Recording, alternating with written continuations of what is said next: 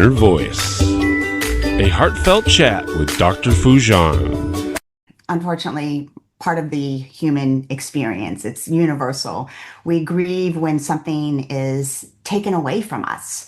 And most times when we talk about grief, it's the death of a loved one, and they're taken from us, and that can happen in so many different ways. But we even grieve, when a marriage ends, or we lose a promotion, or something that we feel that we should, was taken without our choice. But as I was mentioning, grief is just a natural phenomenon. It's part of the human experience. It doesn't mean you're broken, anything's wrong with you. It's just the way your body processes the loss. There's been a lot of research that looks at, how loss impacts the brain, neurologically and everything, with like phantom limb, like we get used to having a person with us. And then when they're gone, our brain still even searches. Introducing a powerful new update from the Foojan app. Now with flexible subscription plans to fit your journey monthly, quarterly, or yearly. Our new AI-driven onboarding customizes your path to feeling better, faster, and enjoy a refreshed experience with stunning 3D interactive videos. Update now. Empower your inner voice with Foojan. Download today. Welcome to the Inner Voice, a heartfelt chat podcast. I'm your host, Dr. Foojan Zeine. I'm a psychotherapist and author and the founder of the International Awareness Integration Institute. Today, I will be talking with Dr. Jennifer Levin. She is a nationally recognized expert in traumatic grief and sudden loss who helps organizations and individuals respond to unexpected loss with compassion and structure. As a founder of Traumatic Grief Solutions, she provides crisis response consulting, grief leadership training, and trauma-informed coaching for executives and HR leaders to reduce the long-term emotional and financial cost of sudden workplace loss. A licensed therapist, she's one of the fewer than 300 mental health professionals worldwide credentialed as a fellow in Thantology, which is a study of death, dying, and bereavement. Her new book, which is the one we're going to talk about, is a Traumatic Loss Workbook, Powerful Skills for Navigating Grief, the Grief Caused by a Sudden or Unexpected Death, an accompanying online course of Traumatic Loss Companion of a guided path to healing. And she provides practical tools to help a person cope with grief process, trauma, and find meaning again. We talked about what happens for a person themselves and for their community and the trauma that happens. And she gives some practical tools in exactly what to do, not only for the person, but also for the people who are around her, him, to be able to support them through this. And also she shared about what happens with companies where, they might offer between 3 to 5 days of grieving structure for the person who's going through the grief. But how can we look at the human side? I really enjoyed the conversation. I'm sure that you will. Now, be sure to subscribe to my podcast and YouTube channel and connect with me through my website, foojanzeine.com, or any of the social media platforms, and share your thoughts with me. I'd love to hear from you and know that we do have the virtual clinic of all the certified awareness integration therapists and coaches, and it's a well-being clinic. So please go to awarenessintegration.com and check out if there's any way that we could support you with your well-being across your life and your needs. So without further ado, it's Dr. Jennifer Levin. Listen up if you want to promote your personal growth and self-awareness. I found the Foojan app last month and I have been absolutely loving it. I personally have never learned guided meditation, but thanks to this app, I now have learned incredible tools for my own stress relief and emotional self-awareness. Not to mention, there are self-evaluation tools and professional coaching available to utilize however your journey to self-discovery takes you. Join Foojan today and redefine your life one step at a time. Intentional Parenting, a practical guide to awareness integration theory, written by Dr. Jafari, Dr. Foojan Zeine, and Dr. Manoukian, three experts in human development, is your step-by-step guide to raising a healthy child prepared for a culturally integrated world. You're supported in parenting infants to adolescents using the latest evidence-based scientific research on parenting. Order your copy on Amazon now. So excited to have you, everyone. Dr. Jennifer Levin, welcome to the show. Thank you so much for having me. I'm really pleased to be here. Of course. You have worked so many years on not only the trauma of people losing their loved ones. It's sudden, a lot of times when we're talking about loss, obviously there's the grief that comes with loss.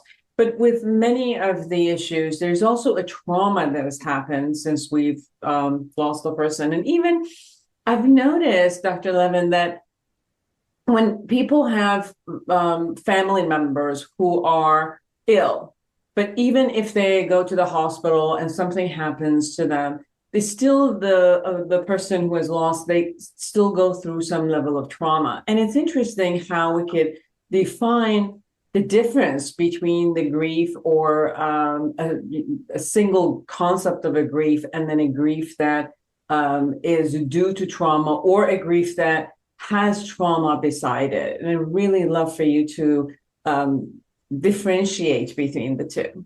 Sure, I'd be happy to. So, grieving and loss are unfortunately part of the human experience. It's universal. We grieve when something is taken away from us.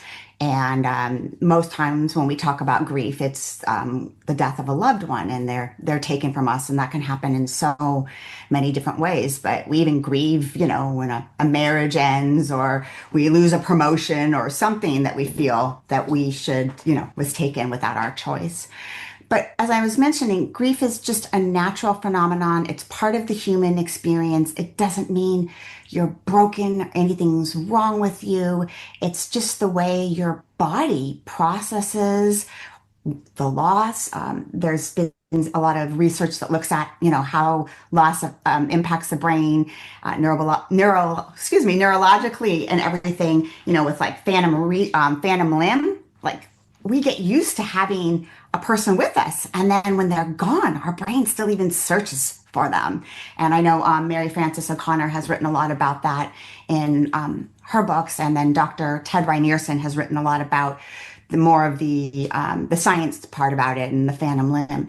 So grief is just something natural. When somebody dies, we never heal from that grief. We always carry our love and the pain of the loss, but over time it changes and evolves. And in the beginning, it's very difficult often to do your day-to-day experiences, or responsibilities because you're grieving. But over time and with support, we're able to continue forward and hopefully integrate the loss of a loved one. Now, when there's a loss that happens or a death that happens suddenly or unexpectedly, so many other circumstances are at play. You wake up on a Tuesday morning thinking that you have X, Y, and Z planned. You get a phone call, a knock at the door, you see something on TV, and all of a sudden, everything that you thought or expected or believed about the world could shift in a moment. And again, all of this is going to be circumstantial dependent, whether who it was that died and how they died. But when something like that happens, our body goes into the fight or flight response. Our nervous system becomes dysregulated because of just that immediate occurrence, what it represents. And often we're not even able to understand what it truly represents all in the beginning. And then as a result, we can experience signs or symptoms, I should say, of trauma. Going into the fight or flight response is a very normal thing, very common thing. But it's when somebody gets stuck there that they will often present with signs of trauma. And do you want me to give you some examples of like what that could look like?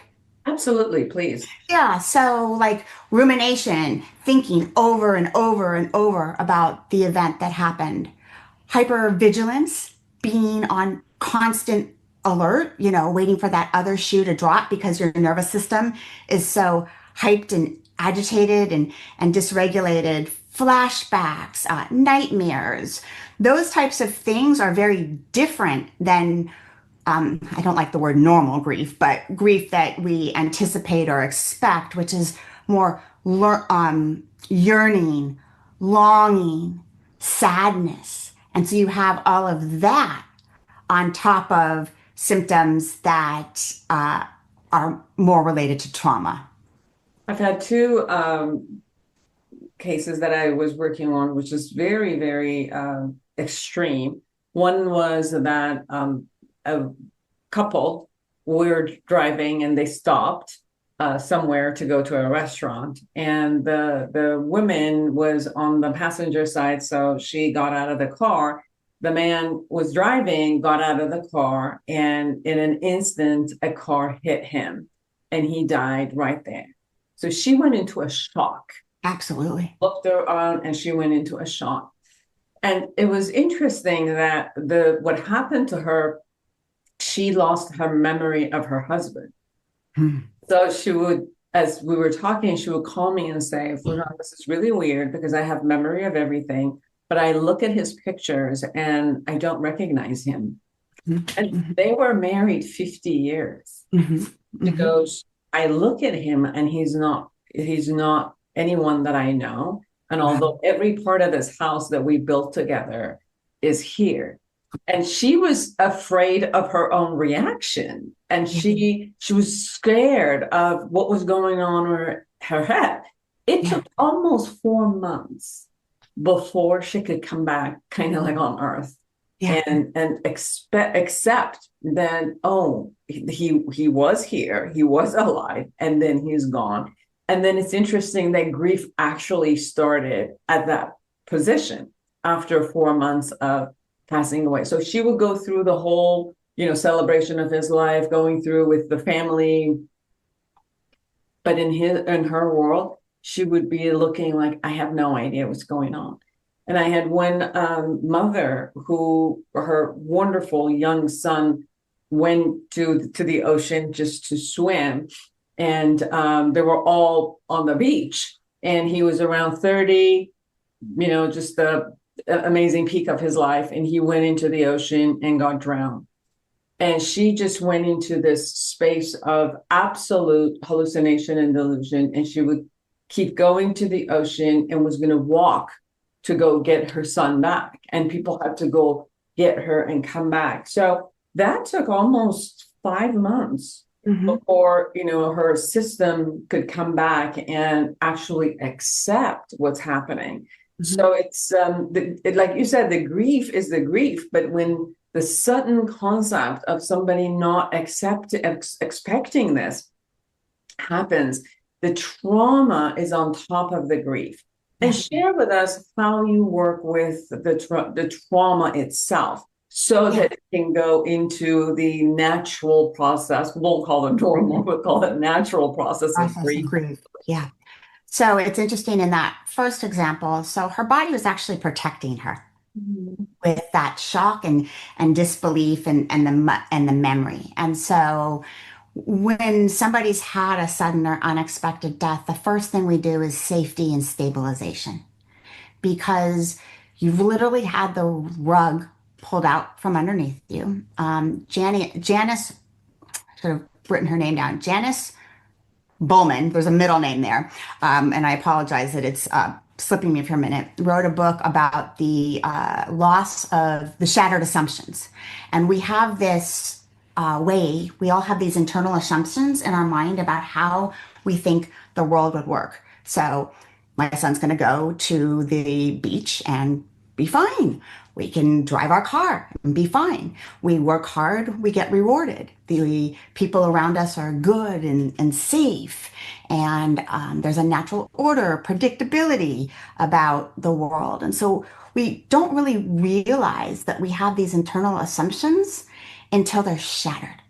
And something like this just shatters everything, which is why it's such a disoriented loss, I should say a disorienting event. And you go into shock or disbelief or going into the ocean because I think I can save my son. And so, getting back to your question, the first thing is stabilization and safety. So, when your whole world has been shattered, what feels safe early on? Who are safe people? What are safe things to do? This is a lot of grounding, a lot of working with that dysregulated nervous system, acknowledging the assumptive world has been shattered, but that it can be rebuilt again.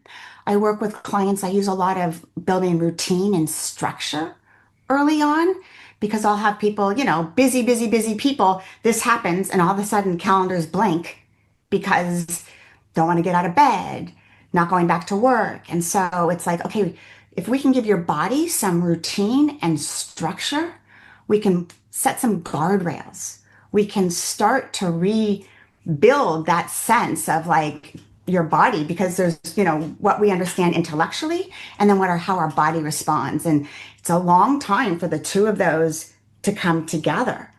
And so, what time are we going to get up in the morning? Making sure that we eat meals at a specific time, going for a walk, seeing somebody who feels like they're safe and supportive, which can actually be harder to find after something like that. So it's all about safety, stabilization, building resources, and that could take 3 months. It could take 6 months. It could take a year. There's no timeline. But we cannot work on anything until those are accomplished. And also, we don't want to re-traumatize anybody during that time. And so we want to get them into a better place so that when the grieving, that reality really sinks in, they're better resourced and tooled.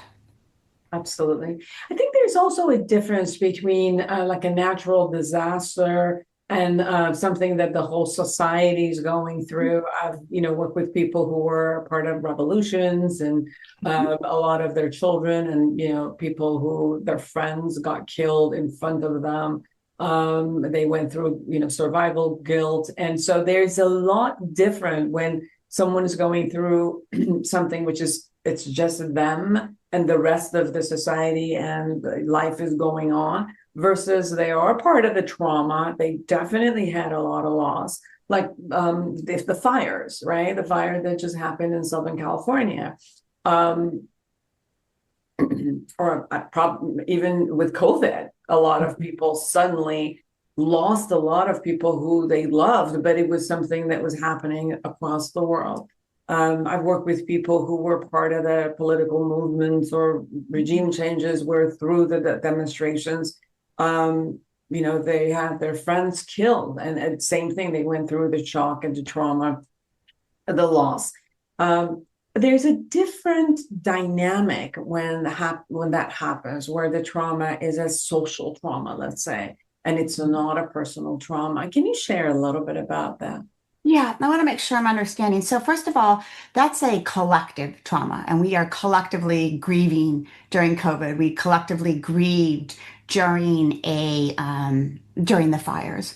And one thing about trauma, if I can step back a minute, is trauma symptoms normally occur when your coping mechanisms are overwhelmed. And it can happen, you can have a trauma response when something happens to you individually, someone you love, or something you witness. So when you go back to the fires, a lot of people were responding with trauma-like symptoms because they were collectively witnessing their community burn down. Whether they lost their house, whether they had evacuated, whether they knew anybody who particularly died, there is still that. And whenever trauma symptoms or a traumatic event comes about, it also can trigger any previous traumas that we've had in our life. How we respond to a trauma is going to be, again, how safe we feel. Do we have resources to support us? Are there protective factors, social support, belief systems, things like that? And so I think one of the things that's so hard right now in our world is a lot of people are having individual events happen to them. And then there's collective trauma in the world, whether it be a religious group being prosecuted, whether it's what's going on with ICE and deportation, whether it's economic instability in the workplace, whether it's health problems of family members, things like that. And so those are non-death losses that are often interacting with personal losses, which make it incredibly difficult to cope with everything that's going on.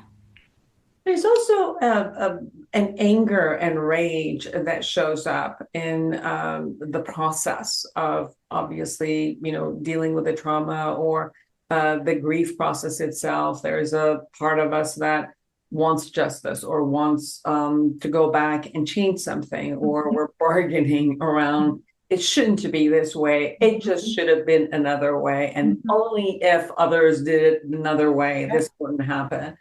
There's a lot of, anger even toward things that we don't have control over. Like even I've seen people who were very religious suddenly become angry at God and then lose all sorts of safety in realm, but get angry at the institutions, the medical industry.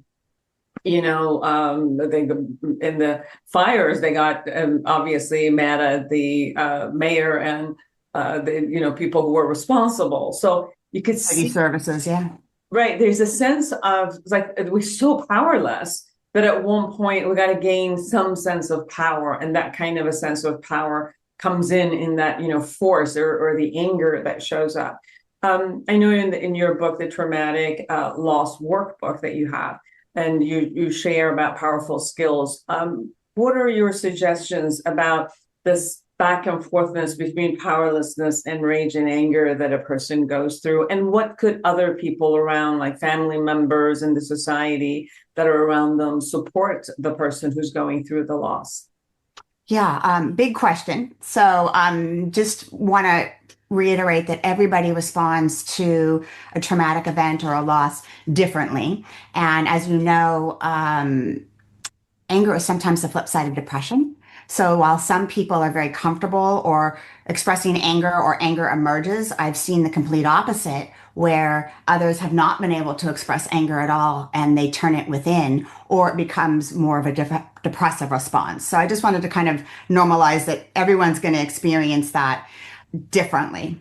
I see so much of guilt, regret, and blame. Could have, would have, should have, because it's so much easier to internalize it on ourselves. So, in the traumatic loss workbook, there's number one ways to deal with all of these different emotions. They're all acceptable. They're all part of the experience. There's no right or wrong way to do it. There's we do something. There's a whole chapter devoted to guilt, blame, and regret, and having people write down everything that they're experiencing this about, and then identifying what things were within their control and what wasn't within their control. And then I take through a process of forgiveness and then self-compassion. I'm a big fan of Dr. Kristen Neff and her 3 pillars of self-compassion as an antidote for some of those type of things. And, it's so easy in the my great-grandmother, hindsight's 2020. It's so easy, especially after a loss. It seems like all we do is have time to replay everything that happened. But you often do, I believe we do the best we can in the moment. And so having compassion for yourself that, I did the best. But going back to, I think it's so important what you said, there's so much we can't control. We think we can control, and that shattered assumptive world that I talked about, a lot of that is we have control. And then we learn, oh my goodness, we don't. We're not able to protect. So identifying what it is you really can control. And I might work with somebody in the beginning like, okay, you can control what clothes you wear today, what you put in your coffee, what you decide to do. I mean, sometimes work and family commitments and everything obviously put on constraints, but really trying to find that sense, identifying what can I control, what can't I control, and then really focusing on what you can control in a healthy and safe way. So everyone, Traumatic Loss Workbook, a powerful skills for navigating the grief caused by sudden or unexpected death. You also work with companies, and one of the different cultures that I've seen, it's interesting that many of the Western cultures, the companies, and not just the companies, but I think the culture says you got 3 days to grieve, and then you're done, you know. And grief is very personal and it's private. So we have 3 days that it can be public and people can say condolences and come in and do the, celebration of life. And then people just go on their merry way. And it's expected that for you to also go on your merry way. And if you held on to your trauma responses or, the natural grief we were talking about, the culture and the companies look at it as this is pathological. There's something wrong here. It should have been all resolved. And then we have cultures that grieve socially all the way to 1 year. Yeah, absolutely. They have rituals that the whole society comes and all of it. And I have one person who I was speaking with, and her husband just went to the hospital to get a simple surgery and immediately went into coma and within 2 days passed away. So the trauma and the loss and the shock was so much. And it was interesting that when I was talking to her, she said, I walked back into the house alone and I just experienced myself so alone because nobody can experience what I'm experiencing. And the society around me, even very close people, have done their duty of just saying my condolences and they're done. And she said, I found myself going back to work immediately the next day and pretended that my husband was still in the hospital alive. And I wouldn't even say that he would passed away. And she said, I'm baffled with myself, but it's almost like I can't even tell the world to feel differently. I gotta get myself back to the way that the world is moving forward. And she also comes from another culture that, like she said, if I was in my own country, this would have been gone. Everybody would be here. Everybody would be in my house. And this is so different for me to have to go through this alone. Yeah. Yeah. So many things to comment on here. So first of all, as you mentioned in businesses, we get 3 days, sometimes 5 days if we have to travel. That's logistical. Grief doesn't start until we get back into the office. And like you mentioned, we get a little bit of support. I'm so sorry, condolences. Oftentimes it lasts through the funeral, but many times people today aren't even doing big funerals. They're waiting and doing a celebration of life a year later. There's research that shows 25% of all employees are grieving at any one time. So a quarter of the employee workforce is grieving. And we go back and people say, I can't say anything, especially women, if they're worried about career and promotions, being seen as, incompetent and productive, emotional. But the thing is that grief costs us over $100 billion each year in the workplace due to lack of productivity, turnover, and absenteeism. And then we have this thing called presenteeism, where you show up to work, everything is fine, but you're not fine. You're not there. You're not there. And until employers start to change their culture, which is something I'm so passionate about and I'm working with businesses to do, until you make it acceptable and okay, then you can actually work with your employees to accommodate it. Then you can train leaders and managers because they have no idea. Like, I'm responsible for productivity and deadlines. How do I support this human? And so we need a whole revamp because bereavement leave is just logistical time off. for making arrangements, making phone calls, getting casseroles. It doesn't do anything for the grief, especially if it's a traumatic loss. So what are some of the suggestions that you have for companies or small businesses? Because I think, when we're talking about large companies, sometimes there's more resources in those departments Absolutely. where, the Yep. jobs can be transferred. In small companies, which Yeah. one person might be doing the only job that is Yeah. available and they're really have to be taken care of. What is some of the suggestions that you have with the Yeah. companies in that scale? Yeah. So that's the things that I work on with businesses and call it proactive planning, preparing for things that are going to happen so that you're ready with your crisis plans, your communication templates. Like I said, somebody will say, well, I have a 3-day bereavement policy. That does nothing. So, how do you communicate before an employee comes back? How do you prep? So, we train managers and leaders on grief sensitive communication. We help institute a framework to make grief and loss acceptable in the workplace. We help HR provide resources to grieving employees because telling them to call their EAP, first of all, they're not going to.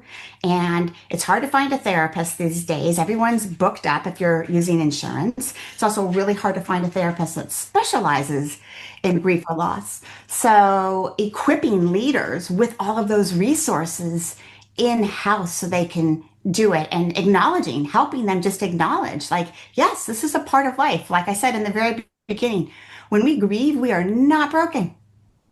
We are having a universal experience. And so allowing those universal experiences to be present in the workplace, you're going to get employees who are loyal, who don't leave, because I think it says that 67% of employees start to look for another job if they don't feel supported by their employee or employer after loss. But employer has to be willing to invest in this before a crisis happens. And that's the hard thing. I mean, business leaders are taxed with so many things in today's world. And until it's a burning crisis, often it doesn't get the attention it needs.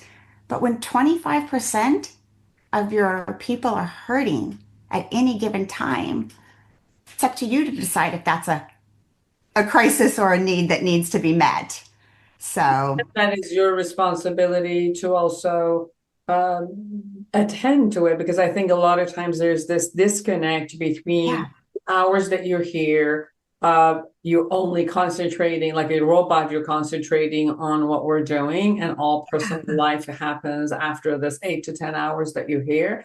yeah, And that's personal. You handle that. You go to your therapist, you go to your family and handle uh, that. The minute you get here, these 8 hours or 10 hours that I'm paying you have to be done in this way. yeah, And so there's an expectation of everybody to compartmentalize immediately and split themselves where they can just, concentrate. And I know that part of our work with people is that sometimes they do need to compartmentalize for their own absolutely. health and be able to, not stay in that pain all day, 24 hours, and for to get a little bit Absolutely. of a break, and sometimes focusing on work and some focusing on an external concept would actually be useful. But that has to happen with the respect of who they are, with their emotion and their body and their capability, and slowly but surely be able to like you said, ground themselves and come back to the reality of what is, slowly getting themselves into co-creating a new reality actually for Yeah. themselves and whatever is happening in the world at that time. Yeah. It took a while for medicine to, and so everybody's on a varying degree, but to understand that the mind influences the health. And this is kind of like the same thing of the personal life influence what happens outside the work completely impacts what happens inside the Oh, workplace. very much. And vice Yeah. versa. Yes. And Yeah, and a lot of employers aren't there, but there are. But I do want to say there are some really wonderful. I've had such a privilege of working with some businesses, schools, communities who really get it And that's the favorite part of what I do is when someone's like, oh, we get that we have human beings and we have to care for human beings to get the workplace to be how we want it to be. And the value of a person who is with us in as an employee Yeah. in a company, because we've done a lot of work to train that person. That part is valuable, and just losing that person, thinking everybody's replaceable. It's not true. A lot of people, yes, everybody is replaceable in some sort, but the quality of, we're missing on a lot of quality of people who they bring with them, their love, their dedication, their skills, and the skill set that they bring. And they, especially people who've been trained and are committed to a company and brought their soul and heart and skills into it, just thinking, oh, well, No, they don't care about me. yeah. And they'll leave, and then you have to Start retrain all over again. Yep. all over. And that's also a huge investment loss that I know it is. Yeah, you're double losing. Yeah. Yeah. So it's very important, as you said, that if the management does have this value for the people that they work, they also have value for their personal, emotional construct that they have to go through and allow for that to happen. Yeah. Yeah, absolutely. Is there anything we haven't shared that you really want people to know? Well, I could talk about grief and loss and trauma all day long, which makes me a little bit different, but just that it's a human experience. I mean, I'm more of reiterating it. And I think you asked me earlier, how can other people show up for somebody? And that's so important, how we show up for people who are grieving. A lot of times, especially if it's been a traumatic loss, we don't know what we need. And so just saying, I think probably what I think one of the worst things you could say is call me if you need anything. And instead, can I drop off dinner Friday night? Can I pick up the kids from school? Can I bring groceries? Things like that. People are afraid of saying the wrong thing, so they don't say anything at all. So instead, can I come over? We can talk about how you're feeling, or if you need a grief break, we can go to the movies. And I think the last thing is this does not stop after 2 weeks, 3 months, 6 months, a year. And so if you're supporting somebody, be in it for the long haul. Be in it for the long haul and make that support consistent, because you even talked about the loneliness. This is something so many people feel all alone and isolated, and yet people are in pain, hurting all the time. And so just connect with somebody, even if you're not sure what to do or what's the right thing, or say so. How do I? Yeah, sometimes people think that I might be an intrusion where the other person has to now deal with me because I'm trying to support, and they're not in the mood. They don't want to talk about it. I don't even know what to talk. If I talk about things that are not related, it might, the person might experience that I'm minimizing the pain that they're going. If I'm constantly talking about it, they might get overwhelmed and they're done with it because they're already talking, So that's where many people say, well, you tell me what your needs so I can offer you what your needs are. And what you're sharing is a lot of times the person who's in that space doesn't even know what their needs are. They need, right. And they're just, if you be open to offer something, and be open that they might accept it and realize, oh, that's exactly what they needed, or be open that they will say, thank you so much, but I'm okay right now and I don't need that. And then offer again in 2 weeks. Yes. No. Yeah. And I remember I asked someone, because for the celebration, you have to go and now spend time and ordering and finances and all of that for flowers. Can we do that for you? Because I know that's something that has to happen. And then she said, no, I prefer nothing because everything is set up and I don't want to get it. So it's that piece of, and she said very clearly, all I need is to be able to talk. The logistics have happened. I don't need logistics. I just need something else. So like you said, there's a possibility of sharing, asking, offering, but be open that you can be flexible and work with what is it that they might need from you. Yeah, and I just want to say one last thing about it. They may not know, especially early on, but they'll usually say, I want to talk about it, or I don't want to talk it. Unfortunately, grieving people have to treat others how to treat them, how to teach others, have to teach others how to treat them. But to say, would it be helpful to talk, or would you like a distraction? They'll tell you. And 90% of the time, they're going to, I want to talk about my loved one because it keeps them alive. Yes. So but don't be afraid. Just be out there. I'd like to just come over and be with you. And that is as important as it is the week after, as it is 6 months after, and 9 months after, and a year. And I think that's probably the most important thing for individuals and the workplaces is to remember this is a long-term situation. You're like one of the only 300 people in US that has expertise in like death and dying. What is it that people really experience with, and I get it that it's a difference between, when I have to face my own death, there's a different process as I, go through facing that. And I think based on also the shift of the culture a little bit about gracefully ending your life is getting a little bit more acceptable, let's say. So there's a lot more conversation in families when a person allows themselves to even entertain this idea and then, conversing with the whole family about this. So there's a difference between me facing my own death or then, a person facing another person's death. Or, what we've been talking about, which is a sudden loss. Yeah. Can you share a little bit as we end this, because that's your expertise and I want to pick your brain on your expertise.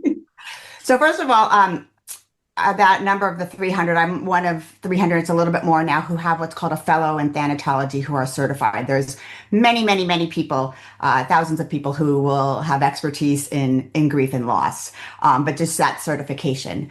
So if I'm understanding your question, can you just restate it a little bit differently? Because I know it's how do you face your own mortality versus how do you support?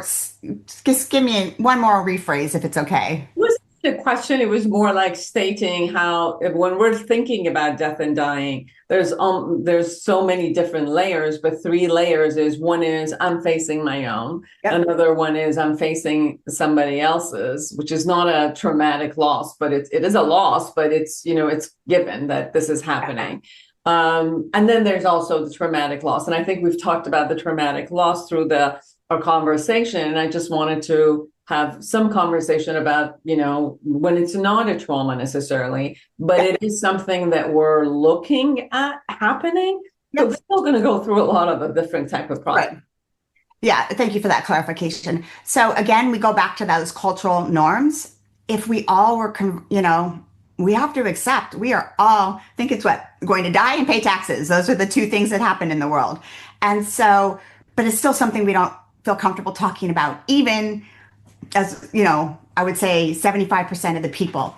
And so we all have to think about our mortality. And I think one of the reasons it's difficult to support somebody is because it makes you think about your mortality. If you've watched your best friend's partner die, oh my goodness, this could happen to me. And so I'm going to stay as far away from that as possible. Whereas if it was, yes, it's painful. Yes, it's incredibly difficult. It'll be one of the hardest things we have to go through, but it's inevitable. And there are ways where we can make it more positive. And one of it is talking about it.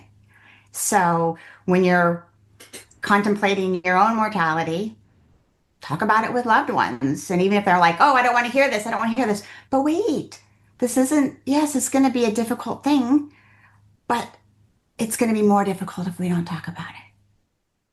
And so just sharing your thoughts. There's some wonderful books out there. Irving Yalom's Staring into the Sun, all of those types of things about starting to think about, it's a natural thing. And I say this as I have a dying dog. And some days I'm like, okay, I'm going to be okay. And other days I'm like, no, I'm not. So accept all of those emotions, but talk about them. So I don't know if that helped at all. It does, absolutely. Because if each one of us have to get there one way, one day or another, we're going to get there one way or another. Yep. So everyone, please get this book, The Traumatic Loss Workbook, Powerful Skills for Navigating the Grief Caused by Sudden or Unexpected Death by Dr. Jennifer Levin. How can people find you? Oh, thank you for asking. They can find me in 2 different ways right now. They can go to my first website, Therapy Heals. I don't know if you put that in the show notes, Therapy Heals. And that's where you can find out about my book and the actual online companion course for individuals. And there's 36 videos of me narrating. And then at Traumatic Grief Solutions, my other website, which is all the business and the corporate work. So both of those ways, email me, Jennifer at Therapy Heals or Jennifer at Traumatic Grief Solutions. I love responding to people. And even when they aren't clients, just helping point them in the right direction. Beautiful. Thank you so much for taking the time to be with us. Thank you for having me as a guest. It was really a pleasure. Thank you. And for all of you who are out there, create an amazing life for yourself and everyone around you. And until next week, bye-bye. Are you a psychotherapist looking to enhance your practice? The Awareness Integration Therapy developed by Dr. Foojan Zeine is a comprehensive guide to the principle and techniques of this powerful therapeutic approach. Join the growing community who have elevated their practice and expanded their skills by embracing Awareness Integration Therapy and witnessing its life-changing impact. Order your copy on Amazon now.